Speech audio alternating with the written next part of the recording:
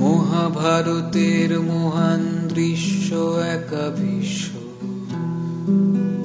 সরসজ্জার পাশে রক্ত নদী বয়ে যায়, সরসজ্জার পাশে রক্ত নদী বয়ে যায়। ক্ষুব্ধ তবুও শান্ত আমরা, ধৈর্যের বাঁধ ভাঙি না কখনো। ক্ষুব্ধ তবুও শান্ত আমরা, ধৈর্যের বাঁধ ভাঙি না কখনো। সহ্য করতে পারি আমাদের ধর্মীয় যন্ত্রণা।